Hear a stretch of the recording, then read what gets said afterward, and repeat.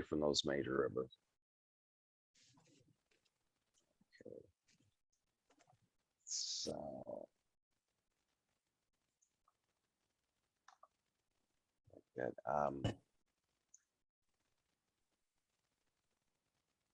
So the geologic setting is an uneven bedrock surface, a permeable sand and gravel aquifer with notable north-south moraines.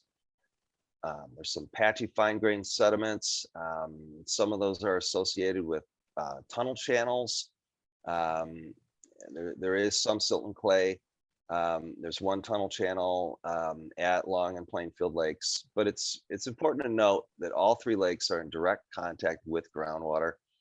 The Wisconsin Geologic and Natural History Survey did extensive data mining, monitoring, and field data collection to verify this.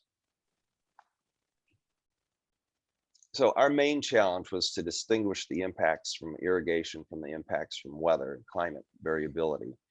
To answer two questions. The first one is, to what extent does irrigation affect lake levels at these three lakes? And question two, is this change significant to the lake ecosystems?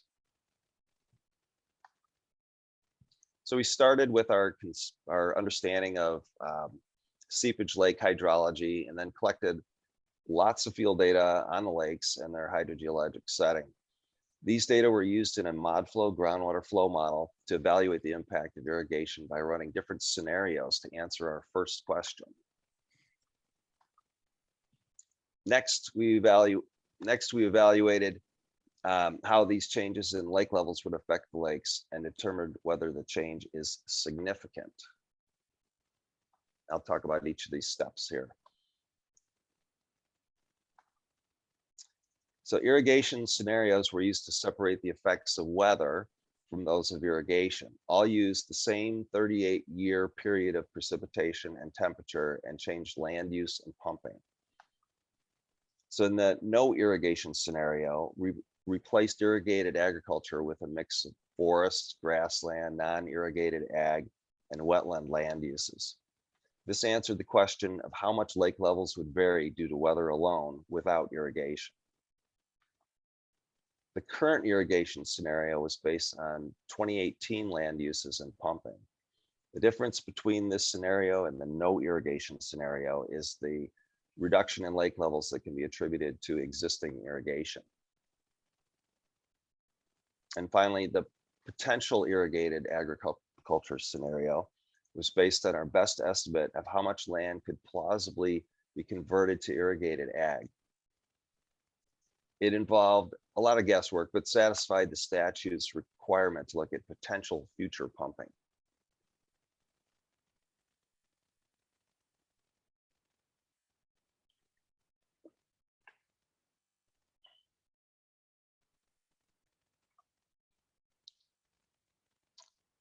So here are the lake level results from the three scenarios over the entire 38-year model period for all three lakes.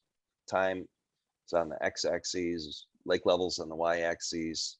The weather signal is consistent across all scenarios, as you'd expect. Note that current irrigation, the yellow line on my monitor anyway, it shifts the whole time series down from the no irrigated agriculture. And for Long and Plainfield Lakes, the difference between no irrigation and current irrigation is much larger than the difference between current irrigation and potential irrigation. That difference is less for Pleasant Lake, indicating that it may be more susceptible to further expansion. Just a second, I wanted to listen to. I'm hearing somebody on the audio here. Did somebody have something to say? Okay, I guess we're good. Please stay muted. Okay, so going back to that point on Pleasant Lake, that difference between current and potential irrigation being smaller than it is for Long and Plainfield Lakes, may indicate that it's that Pleasant Lake is more susceptible to further expansion of irrigated ag around the lake. Okay, so where is this drawdown coming from? Well, this map is centered on Long and Plainfield Lakes, and all of those blue dots are high capacity wells. And almost all of them are for irrigation. You can see that the area around these lakes, west of the Almond Moraine, which is where they stop going to the east, is intensively irrigated. Modeling tells us there are over 200 wells over about 100 square mile area drawing down Long and Plainfield Lakes. So I'll talk about more about this in a couple slides. So to illustrate this last point about the many wells impacting it, let's look at how drawdown from many wells is additive. It can result in a general lowering of the water table. So the figure shows how pumping from a hypothetical well results in groundwater drawdown. This is your standard theoretical drawdown curve here. When you add a couple wells to that, look what happens to the collective drawdown. Well, it just goes down further, as you might imagine. But when you multiply this by hundreds, it even in a highly transmissive aquifer like we're talking about here, it does generally lower the water table.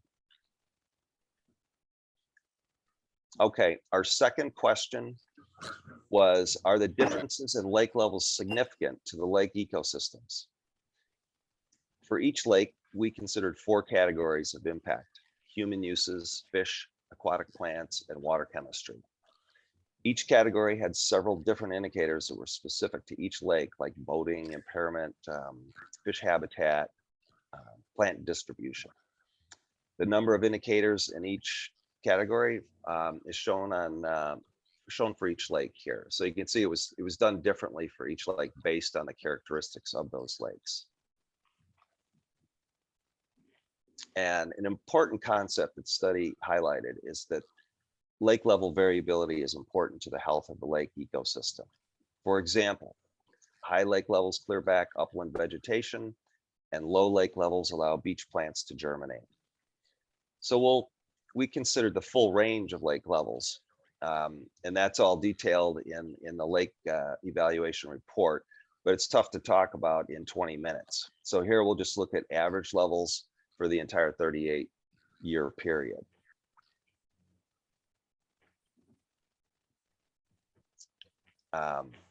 Okay, let's look at how pumping affected the lakes. At Pleasant Lake, the current irrigation lake level was lower than without irrigation, but the drop didn't go below the significance threshold for any of the indicators. A few indicators got close to their thresholds and could become impacted under potential irrigation scenarios. At Long Lake, the current irrigation lake level was clearly lower than without irrigation, and it was also below the below the significance threshold for most ecosystem indicators in all 4 categories. This is very different from what we saw at Pleasant Lake. At Long Lake, current irrigation causes significant impacts to all aspects of the lake. And finally, at Plainfield Lake, we see that current irrigation lowers the lake level from the no irrigation level, and it's below our significance thresholds for plants, but not for the other thresholds.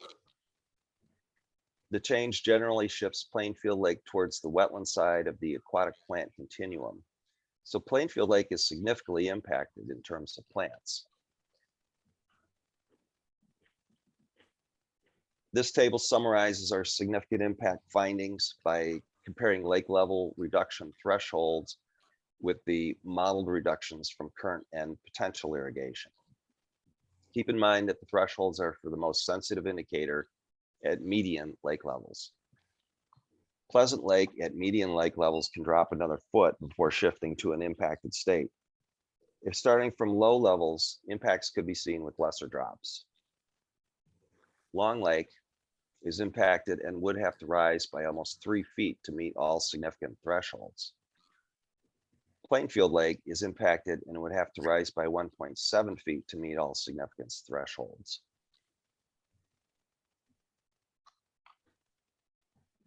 So in a nutshell, We verified that all 3 study lakes are well connected to groundwater. Although fine sediments exist around Long Lake, they don't isolate the lake from the effects of pumping. The water levels of all study lakes naturally vary due to weather, and those variations can be large. The study focused on groundwater withdrawals from irrigated agriculture because over 95% of the groundwater use in the study area is for that purpose. The rate of groundwater recharge is key to understanding the groundwater system. This study found precipitation has the largest effect on recharge, and land use and pumping have smaller but persistent impacts. Lake levels on Pleasant Lake are not significantly impacted by current groundwater withdrawals, but Long and Plainfield lakes are significantly impacted. And lastly, individual wells alone do not cause significant drawdown to the lakes. The impact of each well is small, but the numbers of wells impacting each lake is very large. It's the collective impact of many wells that reduces water levels in the study lakes. For example, at Long Lake, raising lake levels above all significance thresholds would require eliminating pumping from over 200 nearby wells over about 100 square mile area. Consider that this same area contains 20 other lakes, 3 streams, and many of which could be impacted by these same wells. Also consider that there are 3,100 high capacity wells, over 300 lakes, and many thousands of stream miles in the Central Sands as a whole. The impacts we found strongly suggest that many lakes and streams that we didn't evaluate may also be impacted by irrigation in their vicinities. Water level reductions caused by the farthest of the approximately 200 wells that impact the lakes may take 10 to 20 years to arrive at the lakes after pumping is started. This lag time of pumping impacts would make determining lake level triggers for management very difficult and not even desirable when you consider that the entire range of lake levels is important to ecosystem health. So how to manage this? Moving groundwater withdrawals away from one resource like Long Lake is likely to be ineffective. It would simply shift water demand to other parts of the sands where there may be other sensitive resources. And it may not be equitable since the water users around Long Lake are likely not unique in the impact they have on water bodies. They just happen to be located near one of the lakes that was included in this study. So we concluded that focusing on just a few water resources without consideration of other water resources is not an effective way to protect water resources or an equitable way to manage water use. We recommend looking more broadly at water resources and managing water use on a regional scale. The DNR recommended approach consists of creating a Central Sands region water use district composed of stakeholders working with DNR to manage groundwater use while considering both conservation goals and economic concerns. DNR would identify impacted lakes and streams and set significant impact thresholds and provide technical support, for example, modeling expertise. The district would empower landowners to implement measures to reduce water use near impacted resources and provide oversight and coordination through a regular planning and implementation cycle.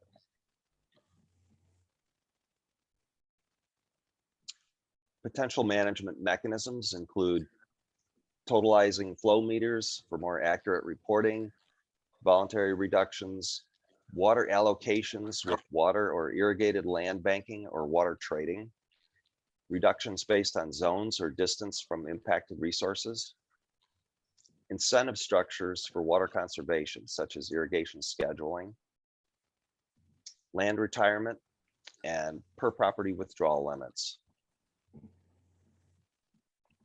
To support this recommendation, there would need to be support for DNR to continue collection of groundwater withdrawals, precipitation, evapotranspiration, and water level data.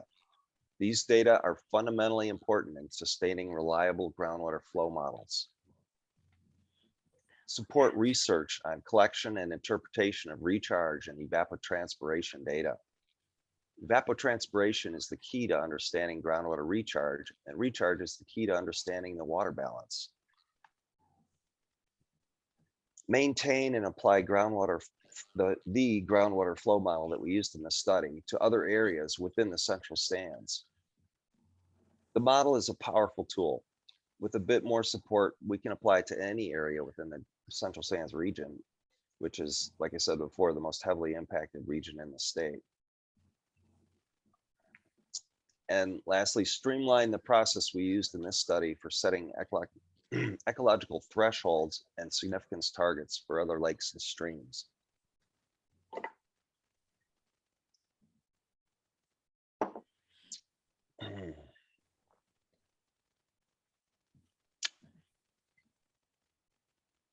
So I'd like to acknowledge our partners in the study, including partners within the UW system, the USGS, Cricket Design Works, the landowners who allowed us access for field data collection and monitoring, and DNR's water quality monitoring program. And lastly, a shout out to the whole Castles team. On this topic, immediately after any questions you have for me, stick around for Adam Freihofer, who will talk about how these findings and recommendations could play into DNR's groundwater quantity management in the future. I welcome any questions and comments you have, or if you think of things later, you can email us at the email address on the screen, or contact me directly. Thanks for listening.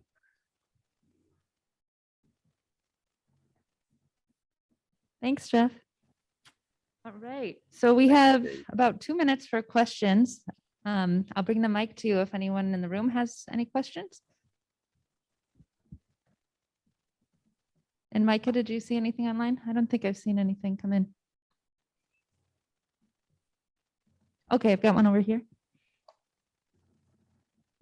So I heard a lot about what they're going to do in the future, to prevent this problem. Are they doing anything now to regulate the high cap wells in the area, since there's so many? Yes, actually quite a bit. And that's a big topic that Adam is going to directly address in the following talk here. So we do a regular review of all high capacity well applications that come in, and there's a fairly detailed screening process where we look at impacts to all waters of the state, and typically, if there are impacts, we will work out conditions for pumping or location or well construction to mitigate or minimize those potential impacts, or in some cases, just the well doesn't get approved. If we'll take one more question here and then go on to Adam. Hi. It seems also that the weather is going to have a very serious impact. And I was wondering, how do we determine the impact of 1,000 straws into sandy soil versus high precipitation or low precipitation? Because when we get 60 inches of water in the year, compared to the usual 35 that we get, if we get a lot of water, there is not as great a reason to irrigate. But when we get little water, then everybody is pulling on those resources, and that really magnifies the problem, in my humble opinion. Oh, absolutely. I agree with you very much. And that's exactly what we were trying to get at with this study. It's a complicated problem, separating out the impacts on water levels from irrigation versus those from weather variability. We spent a lot of time thinking about that. That's what our groundwater flow model was set up to do. And our characterization of the lakes was also looking at various metrics that were designed to be able to quantify to some extent these kinds of impacts. And we did look at, transient impacts like what you're talking about, where it's you may have a dry period where there's a lot of irrigation, everybody's irrigating all at once, and then a wet period where no one is irrigating and it's raining. One thing about the Central Sands area that's a little different from a lot of other areas is that there will be a pretty good rainfall, and then but it may not be enough rain because the sandy soil is so coarse that the water infiltrates very quickly. And even though it may have just rained, those crops still need more water. So there may be irrigation going on even shortly after a rainfall, or even through a rainfall if it's not a heavy one, because those crops are continually needing water, and it's just not there in the sand because the water infiltrates so quickly. So that we spent a lot of time trying to answer those questions, all of them very good questions.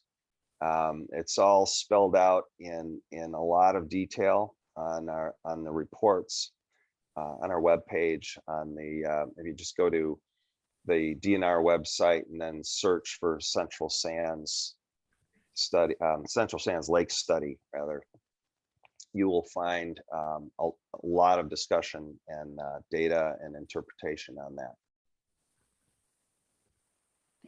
Thanks, Jeff. I just thought I would add one little thing, and that was also, it was pretty interesting because the lake levels were responding even in the high water periods, So Right. we saw that, like Jeff showed you in those slides, overall water levels went down in the lows and the highs. So I think we better move on to the next speaker. So Adam, if you want to pull up your slides while I introduce you. Adam Freihofer will be speaking on the evolution of groundwater quantity management in Wisconsin. Adam is currently the water use section chief within the Department of Natural Resources, Bureau of Drinking Water and Groundwater.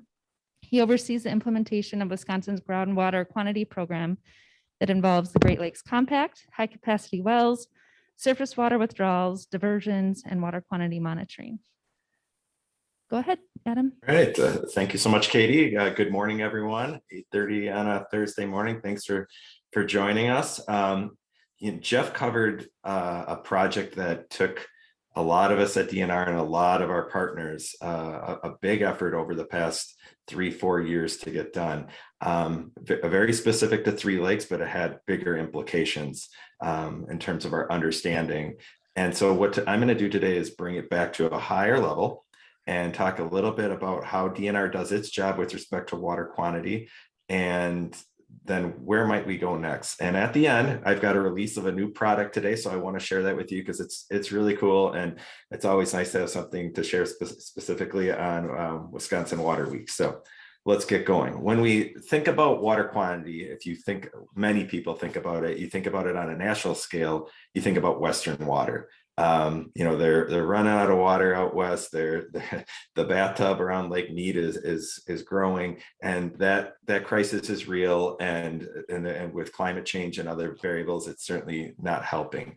And people would say, well, Wisconsin's got a lot of water. Why are we worried? In fact, they would say, for some of you who listened in last year, you'd say, well, Adam, you were here last year talking about how we have too much water. You're talking about groundwater flooding, about the water table being so high it's inundating areas.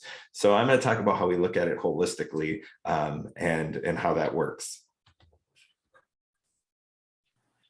So when we talk about water quantity with respect to water uses, particularly coming from wells, high capacity wells, water's got to come from somewhere. And so they put the wells in, we use the water. We use the water for all sorts of things. Now, Jeff covered irrigation. That's a big thing in the Central Sands, but we use water across Wisconsin for sand mining, for dairies, for beer making, for cheese making, for apple orchards, for Christmas tree farms, you name it. We see all different water users that need high capacity wells. And when you put a high capacity well in, that water's got to come from somewhere in the ground. And sometimes it can come from streams. Sometimes, like Jeff was saying this morning, it can come from lakes. So we need to understand that relationship between the water that's being used and how it impacts the ecosystem, because that groundwater does play an important role in ecosystems, whether it's lakes or streams. But again, Wisconsin is what most of Wisconsin, don't ever take that as a global statement. Most of Wisconsin is very water rich. There are areas that are lacking groundwater, such as parts of Marathon, Clark, and Taylor counties. They don't have a thick aquifer to pull from, but most of the state does. So that is the balance we try to look at when we're talking about groundwater, is what's being used and how sustainable is the aquifers that we rely on. When I mentioned the Western water issue, and groundwater issues, water use issues are not unique to the Western water. So we look at Minnesota. Minnesota had a lake called White Bear Lake. It was in the it's in the Twin Cities metro area, so it's considered an urban lake. And the water level started to go down. If folks can mute their lines, that would be helpful. And so Minnesota struggled with this. Their water levels were declined. People were very upset as their lake that they loved, they lived on, was going down, and they did a study to look as to what was happening. And it was pumping. It was pumping from, it was weather, just like Jeff was saying. That was a big role. We were in a drought in 2012, 2013, but it was also pumping from the cities around White Bear Lake in the Twin Cities metro area. So they were dealing with issues, struggling with that. In Michigan, there was a high capacity well for Nestle water bottling that generated 80,000 public comments against it. People were very upset about the idea of water being pulled out of the ground and bottled and sent out of their state, when they were dealing with issues like Flint. So there was a big outcry, even just on one high capacity well that was facing Michigan. And Michigan is also in the southwestern part of their state. They're also dealing with water quantity issues. They have an aquifer that's running low. So even though we are a water-rich region in the upper Midwest, the Great Lakes region, we can have these more localized groundwater quantity issues. So it's always important to realize that it's not just because we get a lot of rain doesn't mean the issue isn't there. So I want to look at this because one of the growers, one of the irrigators said this is helpful for him, so hopefully it'll be helpful for you too. Is if we think of the groundwater budget as a bank, we have our checkbook and we have money in it. We get deposits. Those deposits are precipitation, groundwater, and surface water inflow. Groundwater basically moving into that system.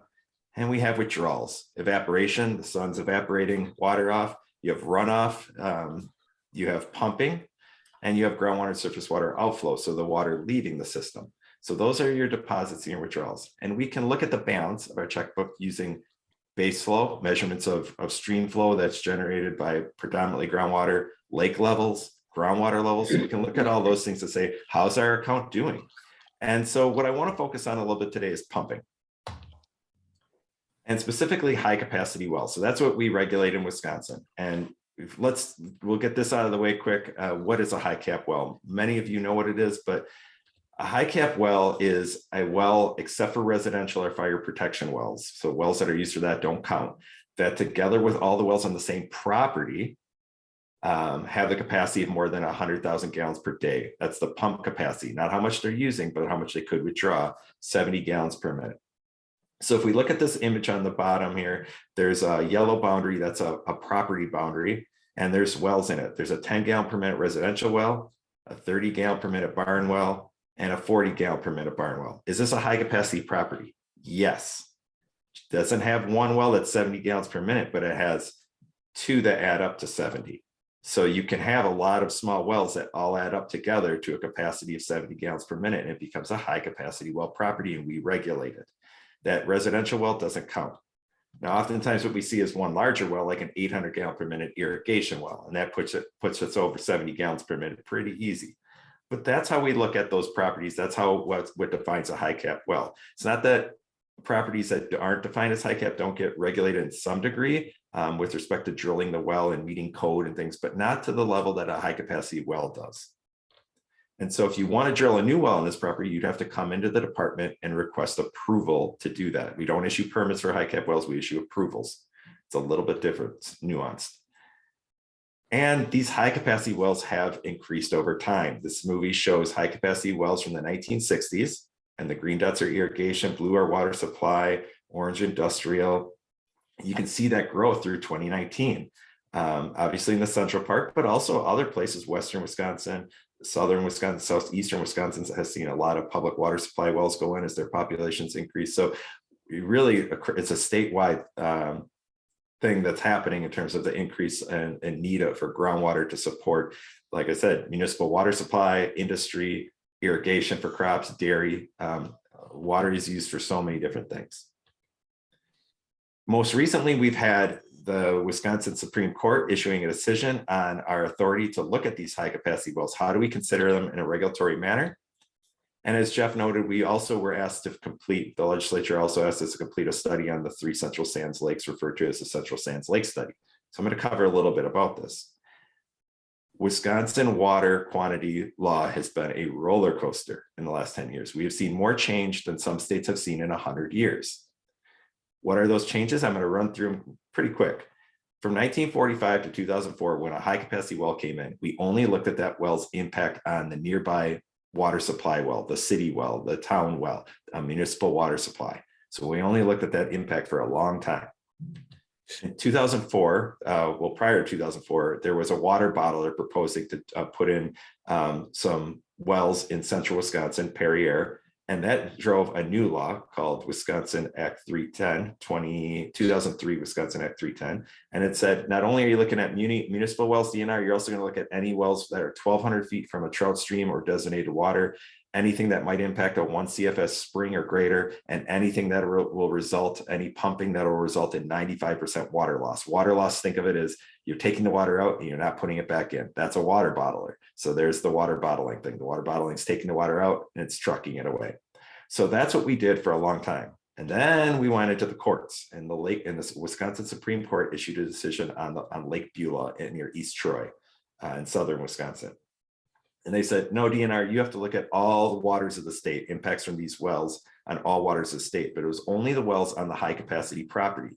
So the proposed well plus any wells on that property on all waters of the state. What are waters of the state? Private wells, municipal wells, wetlands, springs, lakes, rivers, all the waters. In 2004, we went back to court. So you can see this is a lot of litigation. And an administrative law judge said, hold on, DNR, you can't just look at the wells on the property impacting these waters of the state. You have to look at all the wells on the property and beyond that may be impacting the same resources, something referred to as cumulative impacts. And so that's what we did through 2016. What happened on May 10th, May 10th, 2016, the then Attorney General, Wisconsin Attorney General Brad Schimmel issued an opinion and said, nope, DNR, you can't look at that Lake Beulah decision. You can't look at the administrative law decision. I'm sending you back to the way you're doing business in 2004 to 2011. So if you're trying to keep track at home, this gets confusing. You can imagine anyone trying to understand how we do business, it would have been difficult because we kept yo-yoing. So what happened then on June 2nd, 2020? Well, we were now Attorney General Josh Cull rescinded the Attorney General Schimmel opinion and said, nope, you're going to look at impacts from the proposed well, cumulative impacts on waters of the state. And meanwhile, during 2016, we were challenged on 8 high capacity wells. We were essentially sued, and that went through the courts. So between 2016 and last year, that was working its way through the courts. And I'm going to get to what that all, and I guess I can get to that right now. And what that basically meant is the courts reaffirmed what we were doing. The Wisconsin Supreme Court issued a decision in last July and basically said, DNR, yes, is your duty to protect these waters of the state from potential harm from these wells. So let's look at what this looks like. One of the questions I had is, well, DNR, what are you looking at based on what Jeff presented? What we're looking at is if a proposed high capacity well comes in, that's that orange dot on the screen. The boundary is the property. And then you see some blue dots in different areas, an existing high capacity well over here, one down here, and one over here. So when we get an application and DNR says, well, let's take a look at what's out there. what's the proposed wells impact on that wetland to the north, the private wells to the northeast, southeast, and southwest, the nearest ones, the spring pond to the east, and that headwater trout stream to the southeast. So we have to look at the proposed wells impact on those. We have to look at quantifying that impact and then figuring out, does it matter? Oh, and by the way, this is where cumulative impacts come in. We don't just look at the proposed well, we also look at the existing high cap wells nearby on those same resources. And this isn't just a question of how close a well is, it's what's its role on that resource. So you could be really close to a trout stream, but you could be in a different aquifer. The geology, the layering of the cake, if you will, and the geology could separate your impacts. So we have to spend a lot of time on each one of these applications figuring out what's going on. It is not a cookie cutter exercise. We spend a lot of time going through each one of these, determining, is there an impact? And if so, does it matter? Is there harm? And we have to use all sorts of different information. We use different types of models for each one of these applications. We take it on a case-by-case basis. We have to look at using models, using hydrostratigraphy and aquifer parameters. What's the geology, the hydrogeology like? Stream flow and water levels, which I'll get to in a little bit, and the importance of those. Resource inventory, what's the fish in it? Is it a trout stream? Is it brook trout, rainbow trout? What's in there in terms of resources? The water use, how much water is the proposed well wanting to use, the existing wells using? And then well construction and water quality. So sometimes we'll require that someone drill a well differently, because if the way they're proposing it drill might cause an arsenic issue or some other type of water quality issue, the way they're proposing it to be drilled. So we look at all those things when we're reviewing these high capacity well applications. So how do things work now? Based on those reviews, we receive a lot of applications every year. In 2021, we approved 119. Those are the orange dots. The gray dots are all the ones that are existing, have been approved since probably the 1940s. And the orange dots are all the ones we've just recently approved. You can see they're approved all across the state. Even in the Central Sands, we've approved wells.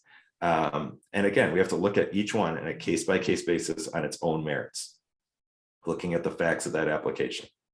I would say though that of the 119, 56 or 47% of them included conditions. So we didn't just give them what they asked for. We said, no, you're going to have to drill this different. Or I know you wanted 20 million gallons a month. I'm only giving you 10 because I need to limit the harm to this trout stream or to these private wells. So we condition them. We add conditions or limits. We make them move the well further from the stream. Those are all tools that we can apply to limit the harm caused. So 56 or 47% of the applications in 2021 were conditioned.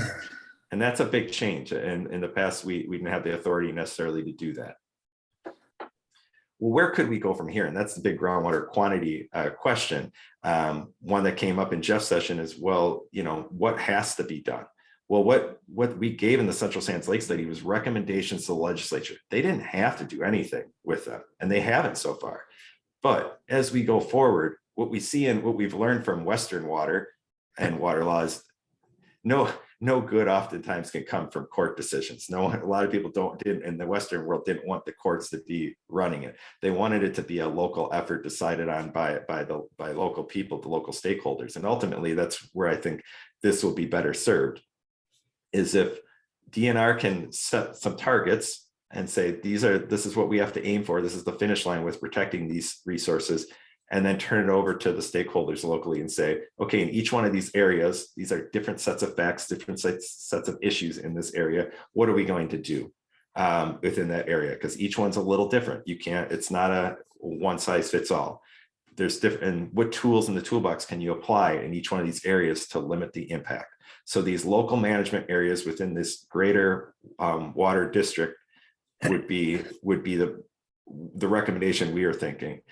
We can set criteria, targets, and baselines, and we can support the technical work, but it really has to be, the solutions really have to come locally. And we need to keep doing research and long-term monitoring related to the water budget components.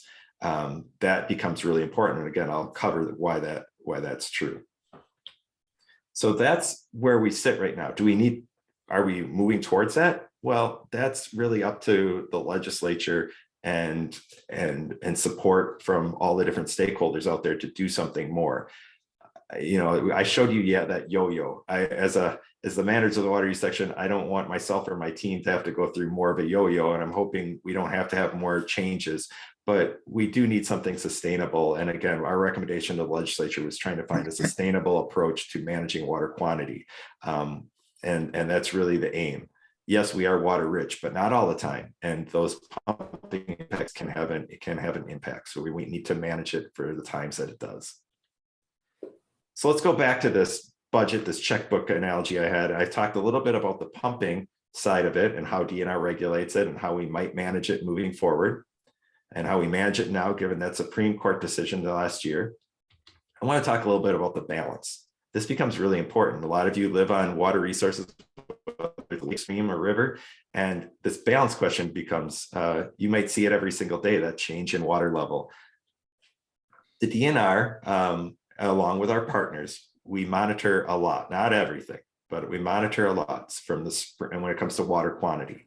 The mission of the water use section that Jeff and I reside in is to support that water quantity monitoring effort. So we monitor springs, USGS supports, and the state survey supports, and DNR support the monitoring of long-term wells. Some of these wells we've been monitoring water levels for 100 years at. So we've got an immense record on groundwater levels from these monitoring wells across the state. Lake levels, that becomes very important. I'll show you why. Stream flow and base flow. Base flow is the measuring stream flow when it's mostly groundwater fed. It's not from runoff events. It's mostly from groundwater. And Stevens Point, we partner with UW Stevens Point Center for Watershed Science Education to do that. So it's really a collaborative effort to accomplish this. And really the game is, this is a marathon, not a sprint. We need to collect data for the long term. That's not always as as fun to think about, because it's not answering a question right away. But looking at a data set that has 100 years of data tells you a whole lot. And that is the important part of this. So here's a couple of different data. I didn't want to show graphs at 8:30 in the morning, but here I am. And we do have just about 1 minute, just so you know. Yep. And that's all I'll need. And so this is the Little Plover River, and it's gives you stream flow data. So this is over about 10 years on the Little Plover. And that shows you that the stream fluctuates quite a bit, but we can learn a lot from what's happening on that day-to-day and long-term over the decade. This is Lake Huron. And again, the lake changes much slower, not as quick as that stream. And we saw over the last 5 years, we had a very wet period. We saw a 14-foot increase. And again, that's why last year I was talking about groundwater flooding at this conference, because these lakes were filling up and it was interfering where people lived. So having these long-term records tells us a lot about how these resources behave, and it really helps with us understanding both precipitation and eventually pumping. And lastly, I do want to highlight this.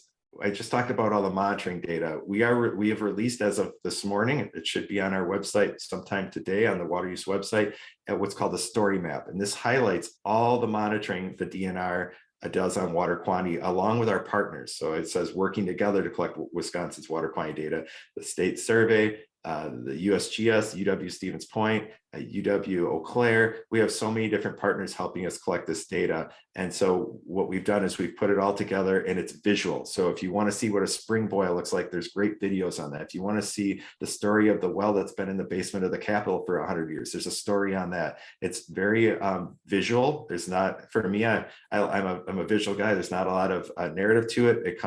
But there is some explaining what's going on with it. So I highly recommend taking a look at it. It highlights the different types of monitoring we do: groundwater, springs, streams, lakes, and what's going on. It also has the data, has the map, shows you where we're collecting it. So you can see where in the state data is getting collected. So with that, I will open it up to any questions. Thanks a lot, Adam. I will just say briefly, we are right at 8:50. And so you can wander over and make your way to the keynote speaker, which will be at 9 o'clock. I will open up for questions for anyone who wants to stick around for a few minutes. So Okay, go ahead. How many wells were denied, and how long does the application take to process? Oh, great question. So we've had wells that have been withdrawn. So oftentimes they get to a spot where the wells, they either can withdraw their application because it's not looking good, or the department can issue a formal denial. In many of the cases that we've reviewed, that we've run into a no-go, the applications have been withdrawn. And I'm not sure how many exactly. We're not talking, we're probably talking in the last year, no more than 10. That we've reached that in this last year. And again, that's because the court decisions have been going every which way. But since the Supreme Court decision, about 10 that have been withdrawn. And then the other question, how long does the application review process take? It can vary depending on the complexity. Some reviews take a few days, some reviews take months, and maybe even years, depending on the amount of work. So a lot of work can go into these if we need to do a lot of modeling and things like that. So it really can vary. Another one? Hey, Adam, I'm working on the Tri-Lakes out of Adams County. Here, we've got a lot of groundwater issues, quantity and quality. How are you, I don't know if you can offer some insight into this, but when you're talking about local management frameworks, how do we keep something for groundwater management on a local level like that, not to parallel what's already going on with drainage districts and that local level? Because some of that's been successful, some of that has been troublesome.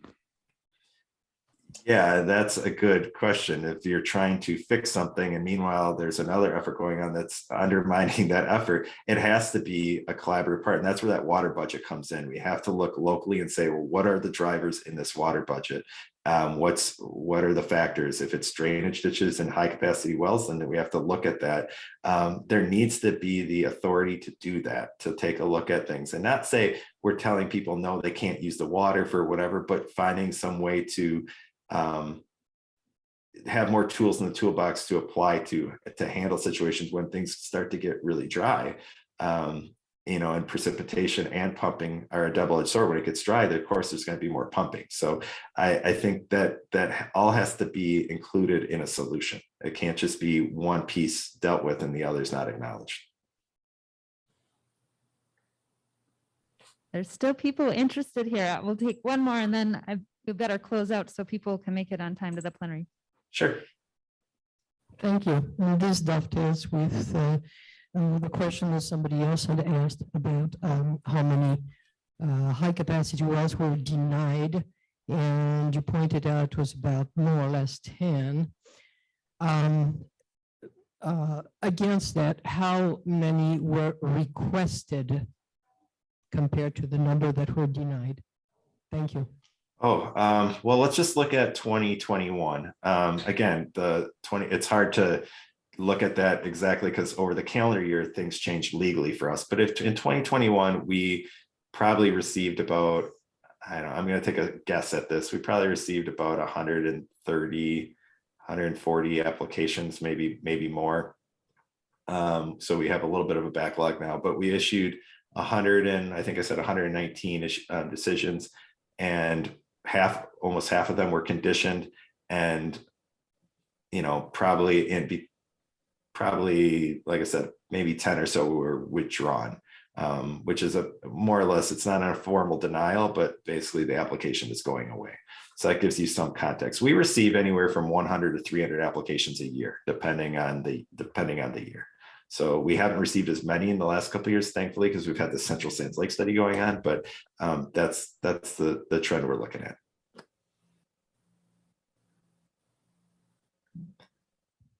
All right. Thanks a lot, Adam. Okay. And, Yes. Thank you so much. Thanks, everyone. have a great day. Enjoy the conference. Take care. Thanks.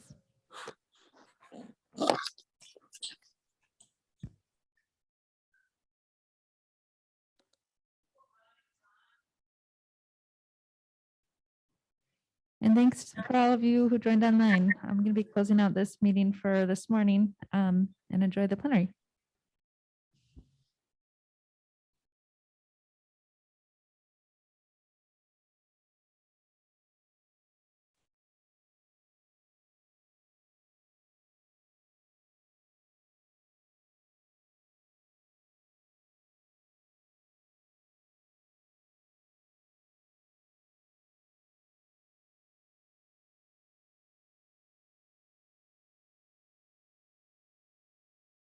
Yes, I got it. The sounds on internal speakers. Might have you computer audio. What do you have? It said record or with computer audio, and I click that. You don't have this? Where, yeah, no. Wait, did you have to enter your email and all that? I'm just in, I think. I don't get it. There's Tom. Cynthia Leitner, Ann Weisbrot, you're in. How did you get there? I've got welcome to the Wisconsin Lakes and Rivers Convention. On the bottom, it says raise hand, Q&A. That sounds pretty good. I got this picture. Well, did you say that you wanted the Zoom webinar? I guess so. I didn't, I just stayed with the virtual thing. Okay, I'll who's- be ending the meeting now, so use the event leaf to join the plenary. Thanks.